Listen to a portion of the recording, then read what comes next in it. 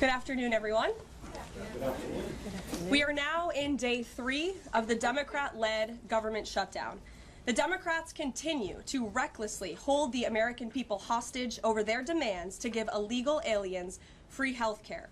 Republicans are fully unified behind passing nonpartisan clean funding bill, the exact same bill that Democrats approved back in March to reopen the federal government. But those same Senate Democrats are now voting against this clean funding bill and keeping the people's government closed. I understand Democrats will have an opportunity very shortly here to change course, and we hope that they will. There are significant personal impacts on millions of Americans as a result of this current government shutdown. The 1.3 million men and women of America's Army, Navy, Air Force, Marine Corps, Coast Guard, and Space Force who serve honorably and put their lives on the line to defend us all are not being paid. Military families are already seeking out food assistance because of financial anxiety caused by this Democrat shutdown. According to new reporting from the Military Times, staff members at the Armed Services YMCA food pantry distribution location near Fort Hood in Texas found a line of military families stretched around the side of the building yesterday at 5 in the morning. According to the staff who work there, that is, quote, not happened ever. They've already had a 34% increase this week over past weeks. President Trump and Republicans fundamentally believe we have a sacred responsibility to protect and provide for our military families with the resources they need to thrive. If Democrats believe in this very simple premise too, they should end this shutdown immediately. Unfortunately, the severe impacts of the Democrat shutdown extend beyond our troops. Nearly 7 million mothers, infants, and low-income families who rely on government-run food assistance will be in jeopardy if the WIC program runs out of money in the weeks ahead. The more than 13,000 air traffic controllers who ensure that Americans fly safely in airports across the country are currently working without pay. The National Flood Insurance Program is in danger of lapsing, which could leave families without necessary help if a disaster strikes, and we are in the middle of hurricane season. Critical services offered at Social Security field offices are reduced for senior citizens and disabled Americans. Helpful transition assistance programs are not being provided for veterans who fought to defend our country and are now trying to re-enter civilian life. The economic consequences of this shutdown are piling up every day. Policymakers, markets, and even the Federal Reserve are flying blind at a key juncture because BLS and BEA data are on hold until the government reopens. Democrats shutting down the federal government to give health care to illegal aliens could lead to lower growth and higher unemployment rates for Americans. According to a new memo from the Council of Economic Advisors, the U.S. economy could lose $15 billion of growth domestic product each week. Every single week, the Democrat shutdown extends, with a month-long shutdown leading to an additional 43,000 unemployed people. Small businesses are likely to encounter delays in receiving federal loans. Mortgage applications will likely shrink. And just this morning, Business Roundtable, an association of more than 200 CEOs of Americans' leading companies representing every sector of the U.S. economy, put out a statement urging Congress to pass the clean CR that will once again come before them in the Senate floor in just a few moments. Quote, a fully functioning government is essential for American businesses, workers, and consumers, while policymakers continue working on a full-year funding package and other pressing issues. Again, that is a quote from the Business Roundtable. What's clear is that the Democrats' actions account to an intentional sabotage of our country and our people by shutting down our government. This madness must end. President Trump and Republicans are calling on Democrats to reopen the government immediately on behalf of the American public. All we need are 5 Democrat senators to do the right thing and to stop this shutdown. Call your Democrat senator and tell them to vote yes to reopen the government. On another matter, despite the Democrat shutdown, President Trump's efforts to make America safe again continue.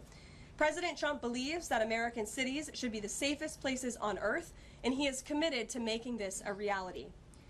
We've already seen that President Trump successfully made D.C. safe again in only a few weeks.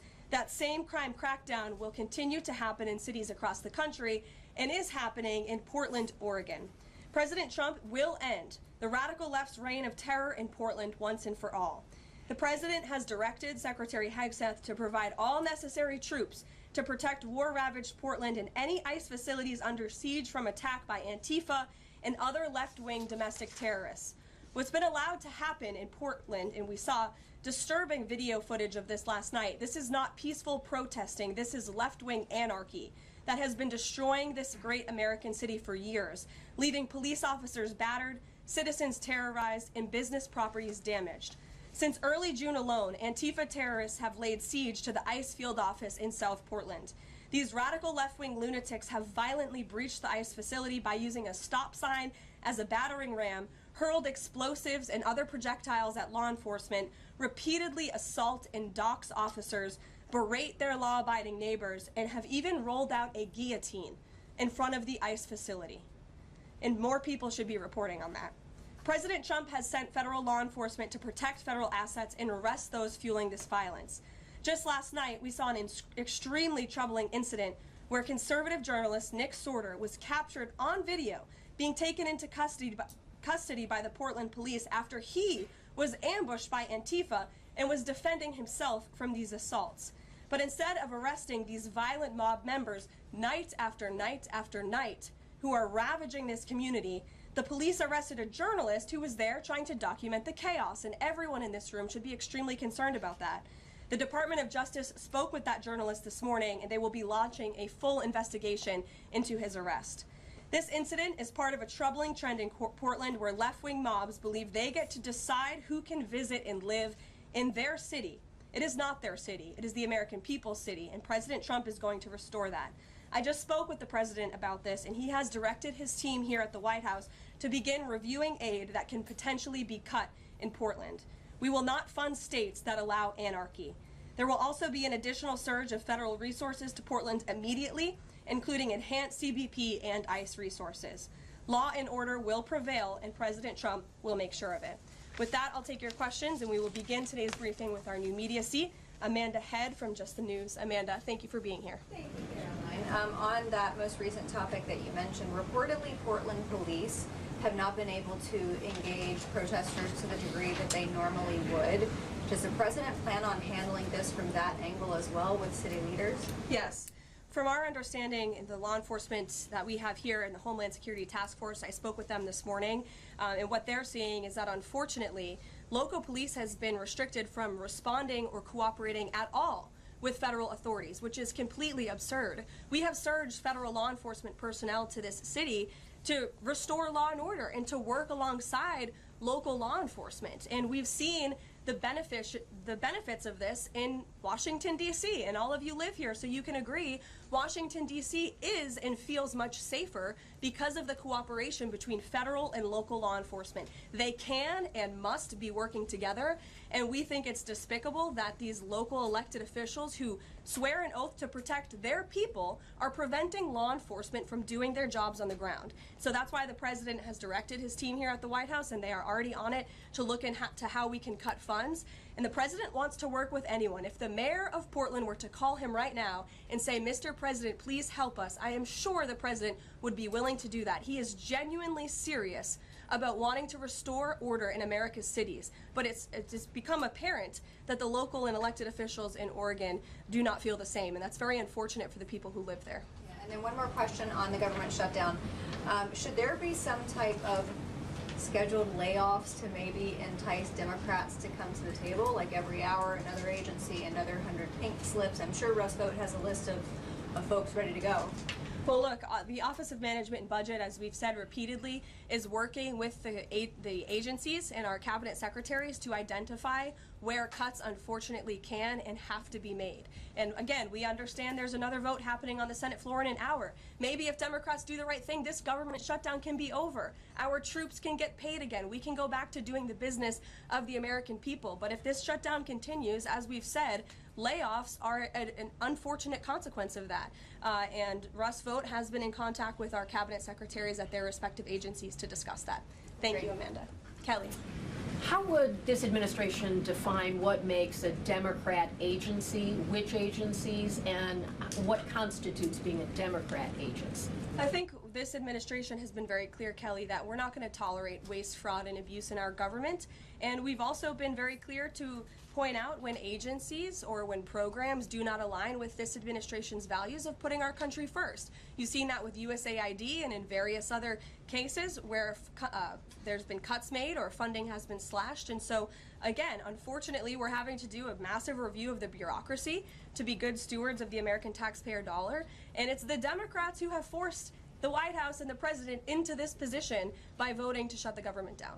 You've talked about thousands likely layoffs coming. Do you have an update on the timeline for that? How quickly, and if the government is restored to funding and back in operation, will that list of potential layoffs still be on the table?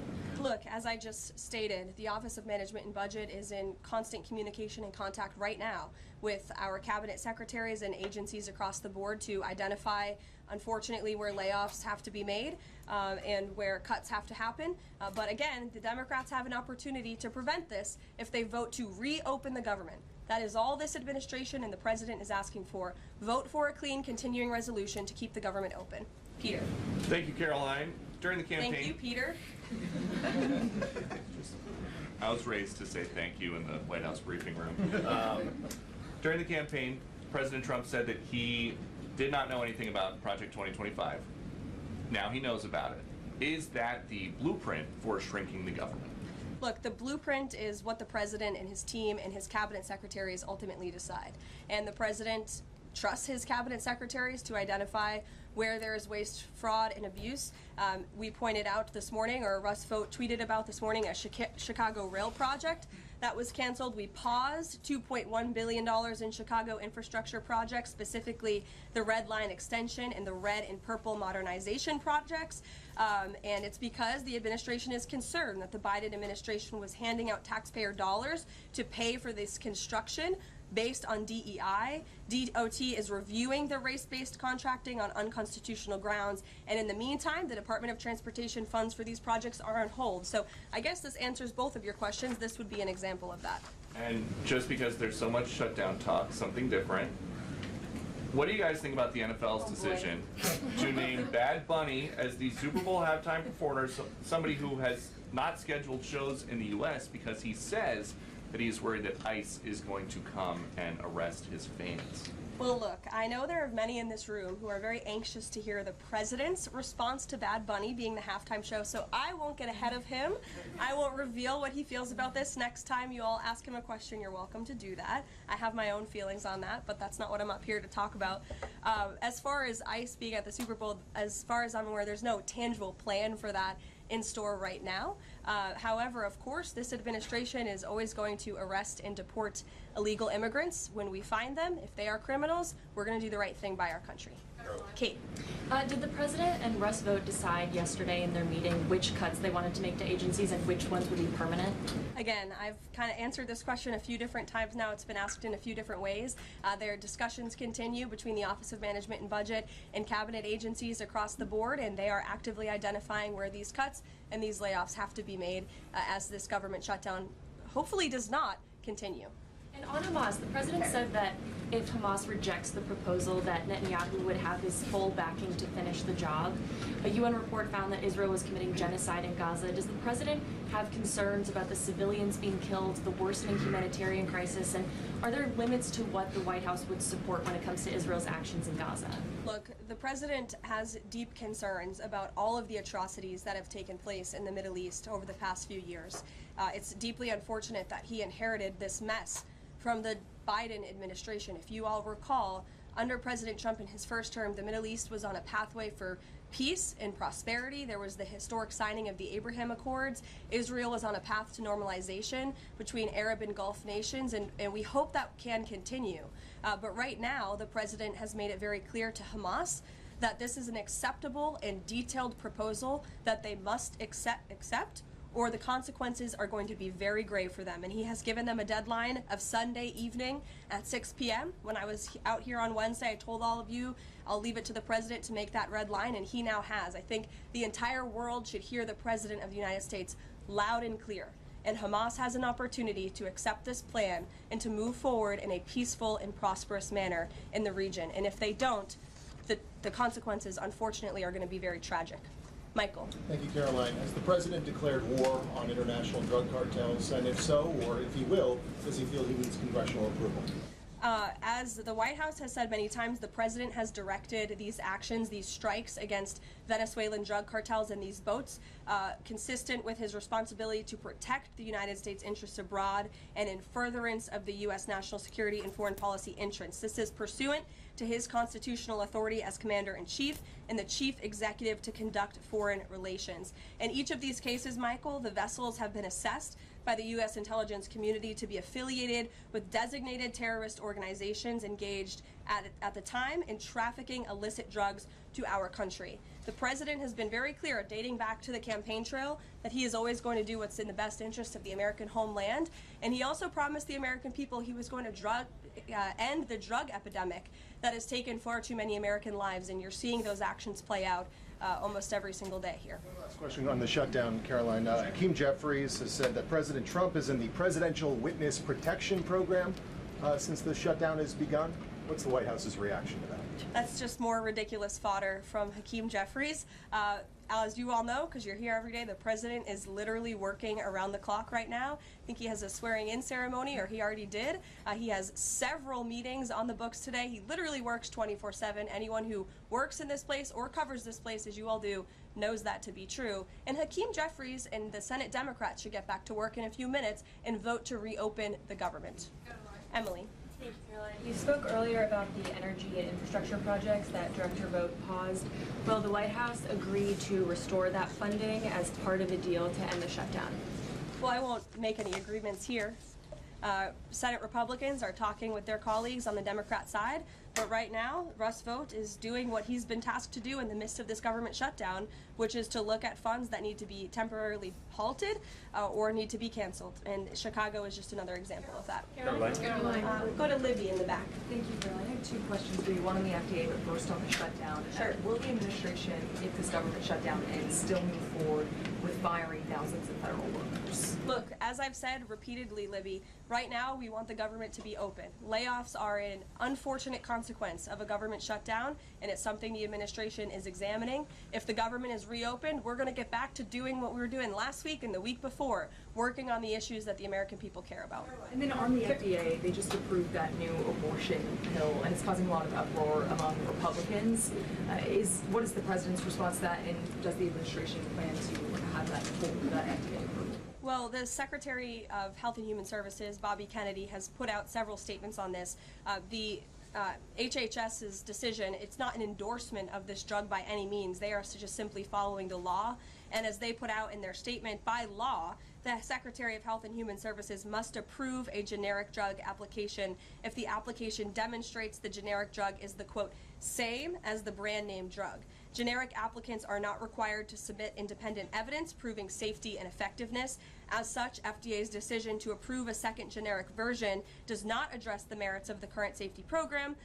HHS is reviewing adverse effects to ensure that FDA's required safety program for the drug is sufficient to protect women. This safety review equally applies to generic versions of this drug. So FDA and HHS are following the law. It's, again, not an endorsement of the drug itself. Mary. Thanks, Caroline. Two questions on the shutdown. You've argued that these impending layoffs are necessary to keep essential services up and running, but that has never been the case in any previous shutdown. Even when the government was shut down for 35 days in Trump's first term, you've never had to lay off thousands of workers to keep essential services up and running. So why are layoffs now necessary in this shutdown? Because we have an administration and we have a president who are wholeheartedly focused on restoring fiscal sanity to our government and doing the right thing by the American taxpayer. We are $37 trillion in debt, and the federal government is currently shut down. There is no more money coming into the federal government's coffers. And as you've also seen since the beginning, in January, this administration is focusing on waste, fraud, and abuse. And so Democrats have given this administration an unenviable choice to have to take a look at the balance sheet and identify where these cuts and layoffs can be made. And you just said this is an unenviable choice, that this is an unfortunate consequence, but the president has described this as an unprecedented opportunity to lay off additional workers. He's posted a video likening Russ vote to the Grim Reaper. So which is this? Is this an opportunity to fire more workers or an unfortunate consequence? Look, the president likes to have a little fun every now and then, and I think both things can be true at the same time. The Democrats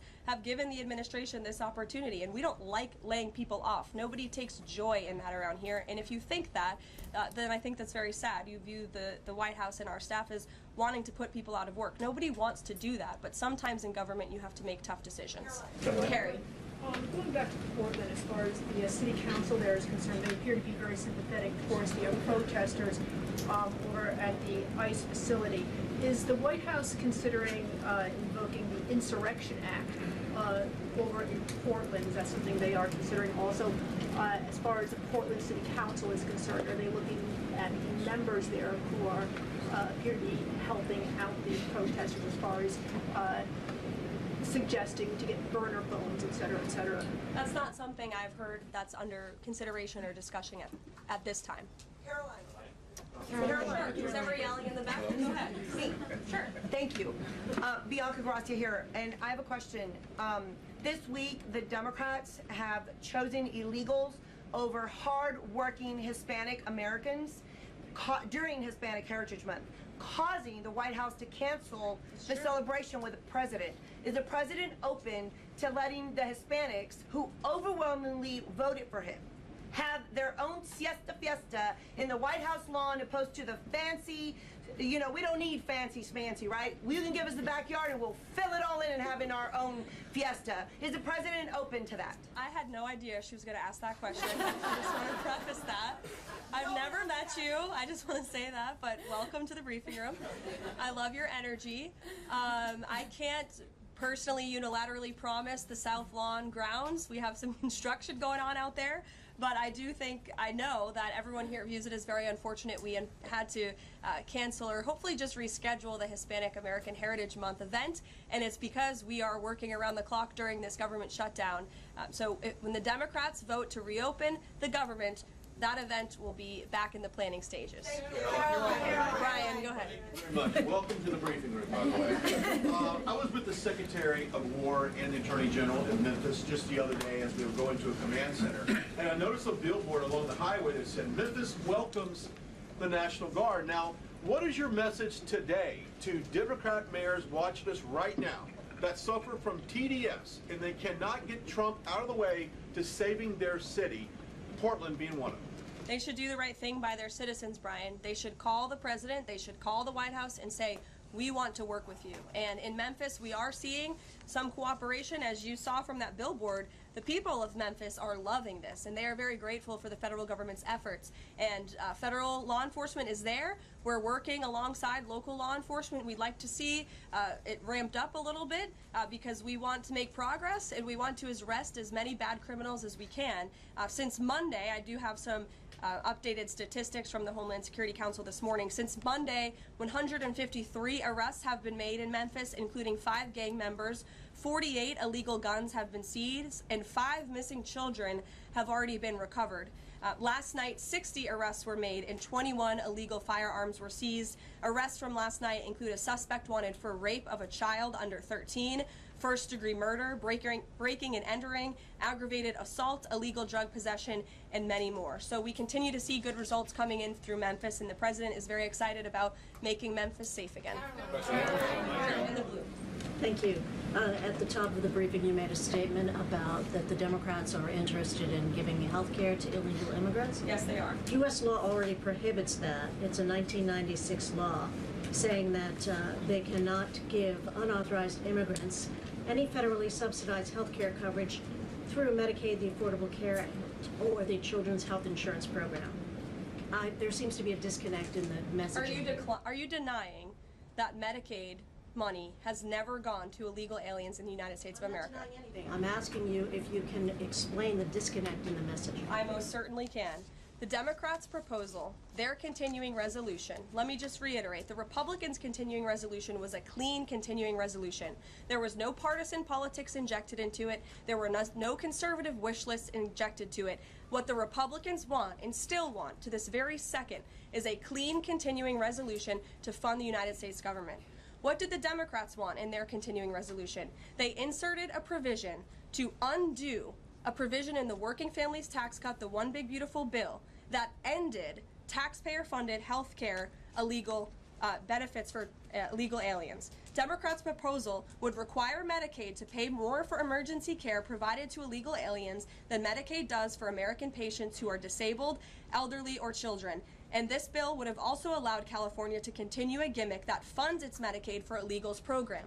Those are things that we ended, the Trump administration ended, with the passage and the signage of the One Big Beautiful Bill. And it is an undisputed fact, a fact that under the Biden administration, illegal aliens were absolutely receiving taxpayer-funded health care benefits. In fact, in fiscal year 2024, Medicaid costs for emergency services for illegal immigrants skyrocketed by 142% from the previous year to $9.1 billion. That's $9.1 billion taxpayer dollars that were going to emergency services for illegals. Between President Trump's last full fiscal year under his first administration and Joe Biden's last full fiscal year, Medicaid spending on emergency services for illegal immigrants nearly tripled. There was an increase of 196% between 2020 and 2024. And I have a chart here for you, and I'm more than happy to email it to you. I'd also like to add, because some were asking dishonest questions yesterday about emergency rooms. In Southern California, according to healthcare professionals, in 2023, under the Biden administration, Southern California's, quote, entire healthcare system was being bombarded with illegal immigrants and forcing American patients to endure longer wait times. In Denver, Colorado, the CEO of Denver Health stated that 8,000 illegal immigrants made 20,000 visits to the city's health system in 2023. Leaving an uncompensated bill totaling over $10 million. So when a illegal alien goes to the emergency room, who's paying for it? The American taxpayer. The Maine Safety Net Hospital in Denver had to turn away patients due to the massive influx of illegal immigrants into the community. And UC Health Hospitals in 2024 reported their system was under stress from an increasing number of migrants. As a result, according to the head of emergency departments and urgent cares across the hospital system, quote, access is impeded for everyone. These are healthcare professionals who dealt with this directly, and there's a lot more where that came from. It is an undisputed fact that Democrats want to give taxpayer-funded healthcare benefits to illegal immigrants, period. Caroline. Yeah, thank you, Caroline. Is the president talking directly to Democratic senators to try and get their vote for a clean CR? The Senate Republicans are speaking directly with moderate Democrats. I understand those conversations have become very serious, and we hope positive in the right direction so that Democrats will do the right thing. I don't know if you saw overnight a refinery in California went up in flames. Is the president going to help the governor should gas prices spike, or could he help the governor? Look, I know the administration and the White House are aware of that situation that took place. I don't have any announcements for you, Ed, on that. Caroline. Has the president seen the first draft of the commemorative coin that the Treasury is doing for the 250th anniversary? It has his face on it. Oh, I'm not sure if he's seen it, but I'm sure he'll love it. Caroline, thank you, Caroline. It's now being reported that former President Biden's DHS and TSA placed peaceful January 6 protesters and even Americans who refused to wear masks during COVID onto watch lists usually reserved for terrorists. Most of these people were not charged with crimes. Does the White House have a comment on the prior administration violating the free speech and due process of these Americans? And where is the outrage from the left that claims to stand for due process and free speech? And after that, I have another question about protecting journalists from Antifa. Sure. Well, Kara, to your first point, please send me that report. That's certainly very concerning. I haven't seen it myself, but if indeed that was happening, it's something I'm sure the Department of Justice and the FBI would deem worthy of looking into. I will. And journalists, as you mentioned earlier, are being increasingly attacked by leftist protesters. I was actually assaulted outside of President Trump's United Nations speech, and I think the White House is aware that a Portland journalist was almost blinded by an Antifa protester. This has been a problem that's gone on for years, and police often say that their hands are tied. Does the White House have a plan or plan on issuing a statement maybe discouraging this violence against journalists out on the street like me and so many others in this room? Well, I hope that my statement earlier in the briefing served that purpose, but of course we condemn violence against anyone in this country, and journalists as well, who are exercising their First Amendment right. And there have been so many incredible independent journalists across the country who have gone undercover within Antifa and really have come to understand how this is a growing domestic terrorism threat inside of our country. And I would encourage maybe some of you in this room to get out outside the Beltway and go do some of that undercover investigative reporting, because it is really incredible what they found. I met with one of them in my office yesterday, and they're doing very dangerous work in difficult circumstances, and Antifa is a very violent group, as you've experienced and that many others in the media have as well. Christian. Yeah, thanks, Caroline. Following up on Libby, sort of on the other side of the abortion debate, has the president abandoned his campaign pledge to mandate insurance coverage for IVF services? No. Was there any update on that? We flew by that May EO deadline for the White House to produce a plan. I literally just read a statement from the Health and Human Services on you, for Libby at least, as far as IVF goes. I'll check in with our policy team and we'll get you some updates. And then on Russia, how concerned is the White House that the Russian Navy seems to be escalating its provocation of NATO allies? I'm talking, of course, to the several close calls they've had with the Danish military during the EU leaders meeting in Copenhagen. It's something the administration takes very seriously, and we are constantly monitoring it. The National Security Council here at the White House is in constant correspondence with our NATO allies, and the president speaks to many of them as well. Yes. We've seen a spate of gun violence in this country, both mass shootings. We've seen this Michigan church that was attacked, children being shot in pews in Minnesota. We've also seen politically motivated assassinations of Minnesota lawmakers, Charlie Kirk. Has any of this made the president or the White House rethink gun safety prevention in this country? Either red flag laws, I know that that was a conversation in the first Trump administration, or is there anything on the table right now on gun violence? Of course, this is an extremely pressing issue for the administration and our entire country.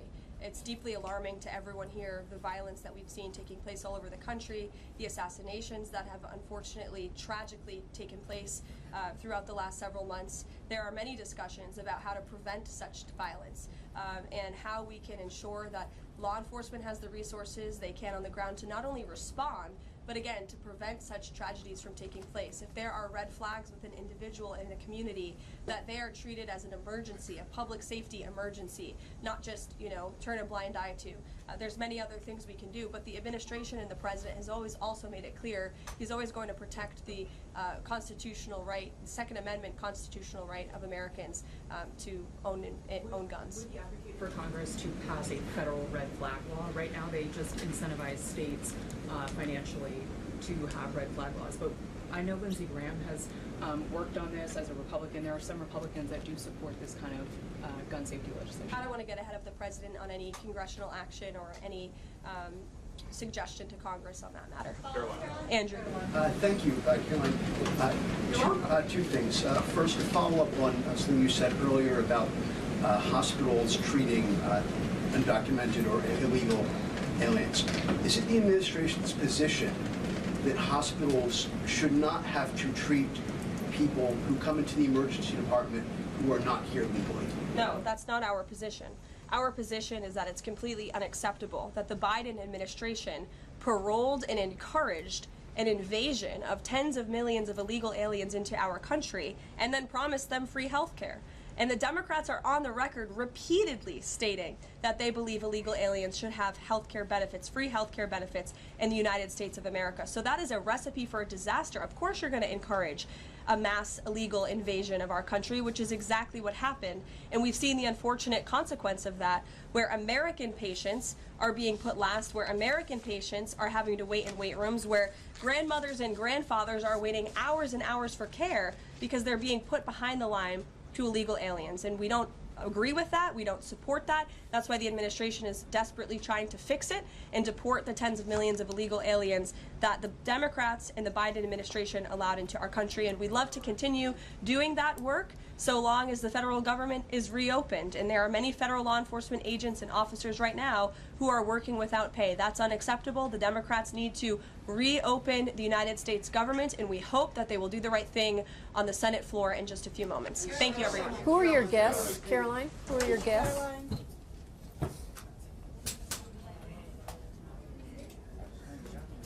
They didn't have a speaking part.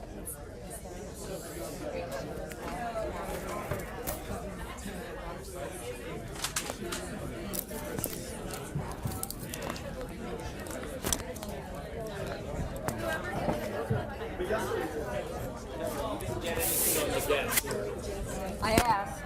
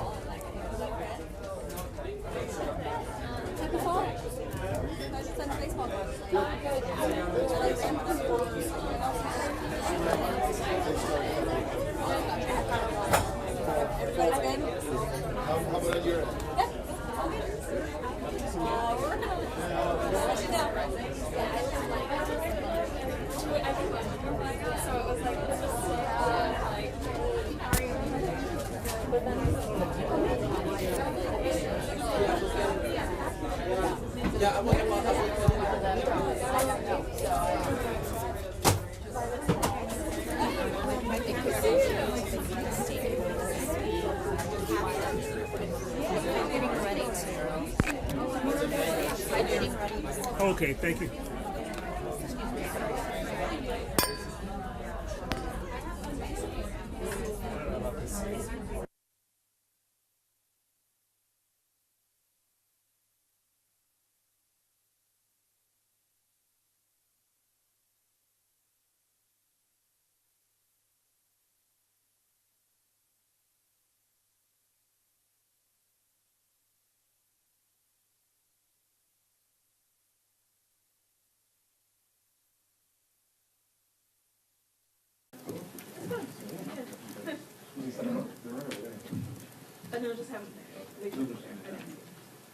What's the usual like?